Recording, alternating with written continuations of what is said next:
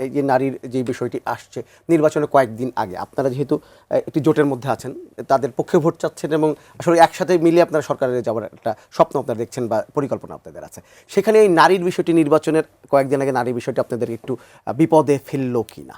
না, আমাদেরকে তো বিপদে ফেলেনি। আসলে কেন ফেলেনি দেখেন, যদি পুরো ফিগার অফ স্পিচটাকে আমরা দেখি, পুরো ফিগার অফ স্পিচে যে আলাপটা এসছে সেটা হচ্ছে যে আমরা একটা ঘটে যাওয়া ঘটনাকে সত্য ধরে আমরা কিন্তু আলাপটা এগোচ্ছি, কিন্তু ঘটনাটা তো আসলে উল্টা।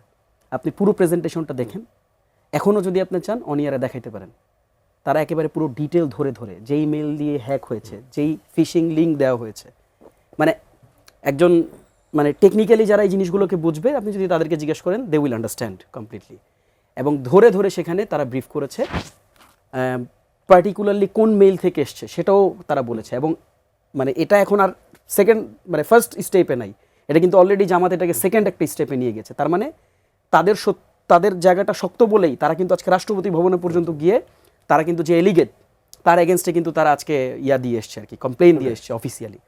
কাজেই আমাকে বিপদে ফেলার কোনো কারণ নেই, কারণ আমাকে দেখেন আমি দিন শেষে কী নিব, দিন শেষে আমি তো ইমোশনাল হইতে পারবো না। দিন শেষে আমাকে ফ্যাক্টের উপর দাঁড়াইতে হবে। কাজে আমি ফ্যাক্টের উপর যদি দাঁড়াই, কাজে আমি তো বিপদ দেখি না। আবার আমি আপনাকে আরেকটা ঘটনা রিকল করিয়ে দিই। দেখেন, আমাদের জোটের ক্ষেত্রে আমরা কিন্তু আনকম্প্রোমাইজ ছিলাম, আমরা কিন্তু জামাত নারী প্রার্থী দেয়নি। কিন্তু মজার ব্যাপার খেয়াল করে দেখেন, এই জোটে এনসিপির 2জন নারী প্রার্থীকে কিন্তু জামাতকে দিতে হয়েছে। This is the way of negotiation we did.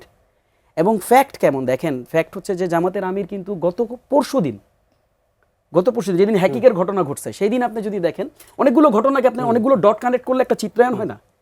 তো আপনি দেখেন ওই দিনও আমাদের 2জন নারীকে যখন তিনি শাপলাকলি প্রতীক তুলে দিলেন, একজন নারীকে তুলে দেওয়ার সময় তিনি বললেন যে এই প্রতীক শক্তভাবে ধরো, তোমাদেরকে দায়িত্ব নিতে হবে।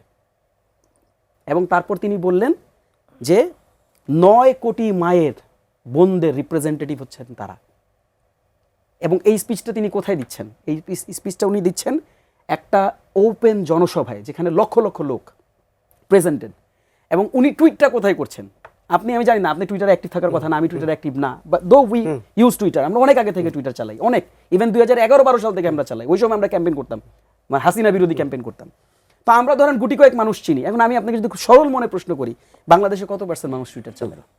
তাহলে বাংলাদেশে যদি ধরে নেই, সাপোজ, আমি জানি না, হাইপোথিসিস, ধরেন 5% মানুষ টুইটার চালায়, তাইলে জনাব শফিক সাহেব তিনি জনসভায় বলতেছেন নারীদের ক্ষমতায়নের কথা, জনসভায় তিনি বলতেছেন ঢাল ধরো, জনসভায় তিনি বলতেছেন 9 কোটি মানুষের দায়িত্ব নাও ওপেনলি। এবং তাদের পলিসি আপনি দেখেন, যে পলিসি তারা যেটা দিয়েছে, যাদের জোটগতভাবে যে পলিসিটা সামনে আসবে আগামীকালকে ইশতেহার তারা দিবে, সেখানেও তারা দেখেন নারী ক্ষমতা নিয়ে কি কি কথা বলেছে। তো ফ্যাক্ট কি? আমি কিন্তু ফ্যাক্ট বেস কথা বলছি, আমি আমার কোনো কথা নিচ্ছি না। কাজেই যখন আপনি অনেকগুলো ডট কানেক্ট করবেন, জামাত আমিরের মানে আমার কাছে মনে হয় না যে খেয়ে দিয়ে কোনো কাম কাজের অভাব পড়লে সে গিয়ে টুইটার, এবং টুইটার কারা চালায় দেখেন, আপনি ক্রিটিক্যাল অ্যানালাইসিসটা করেন। টুইটার চালায় বেসিক্যালি ওয়ার্ল্ডের টপ সেলিব্রিটিসরা। টুইটার ইউজার কারা? টুইটার চালায় বেসিক্যালি ওয়ার্ল্ডের টপ পলিটিশিয়ানসরা। বাংলাদেশের পলিটিশিয়ানসরা কিন্তু টুইটারে না। আপনি জানেন আল জাজিরা একটা সময় টুইটারের টুইট ট্রেন্ডকে ধরে শো করতো, এরকম টুইটার এক সময় এত পপুলার ছিল। এখন তো নিউ মানে জায়গা তৈরি হয়ে গেছে, ট্রুথ আসছে না, আরও অনেকগুলো প্ল্যাটফর্ম আসছে।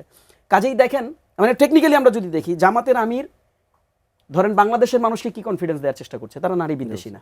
এক, জামাতের আমির টোটাল ওয়ার্ল্ডের মানুষদেরকে কিন্তু এই কনফিডেন্স দেওয়ার চেষ্টা করছেন যে তারা নারী বিদ্বেষী না। তাহলে যেখানে ওয়ার্ল্ড ইন্টেলেকচুয়ালসদের প্রেজেন্স সবচেয়ে বেশি, সেখানে গিয়ে জামাতের আমির কেন এই টুইটটা করতে যাবে? মানে আপনি যদি খুব মানে আর্গুমেন্টেটিভ ওয়েতে যদি দেখেন, আর্গুমেন্ট এটা আসলে সাপোর্ট করতেছে না,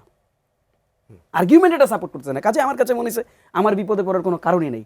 আর এই ঘটনা মানে এক তো ঘটে নাই, যদি ঘইটাও থাকতো তারপরও আমরা আমাদের জায়গায় জোরাল একটা অবস্থানে আছি। দেখেন, এখানে এমনও দল আছে, এটা আমি বলতে শুনছি, আমি বিশ্বাস করি না, যারা কিনা নারী সাংবাদিকদেরকে নাকি একটা সময়, সেখানে জামাত না, এখানে আরও দল ছিল, এখন তো বেরিয়ে গেছে, তারা নারী সাংবাদিকদেরকে সংবাদ সম্মেলনে আসতে দিতেন না। সেখানে এনসিপি নেগোশিয়েট করে কিন্তু 2জন নারী সংসদ সদস্য জোটের মধ্যে রাখছে। কাজে আমরা আনকম্প্রোমাইজ থাকবো। আমরা বারবার বলেছি, মানে এটা একটা ইন্টেলেকচুয়াল জোট না, আমরা কোনো আইডিওলজি শেয়ার করছি না, কিন্তু আমরা স্ট্র্যাটেজি শেয়ার করছি। কাজে স্ট্র্যাটেজির জায়গায় আমরা নিঃসন্দেহিতভাবে আমরা খুব শক্ত অবস্থানে থাকবো। এবং আমি আপনাকে বলি, এবং এনসিপির স্ট্যান্ডটা কি জানেন? এনসিপির স্ট্যান্ড হচ্ছে, যদি আমরা দেখি জামাত নারীদের বিরুদ্ধে কোনো ধরনের স্টেপ অফিসিয়ালি ফ্যাক্টেড, এবং আমরা যদি দেখি না সত্যি কোনো অবস্থান গ্রহণ করছে, সেদিন আপনি আমাকে টকশোতে ডাকেন, আমাকে প্রশ্ন করেন, আমরা আমাদের কি অবস্থান নেই, আমি সেদিন আপনাকে আবার ব্যাখ্যা করব।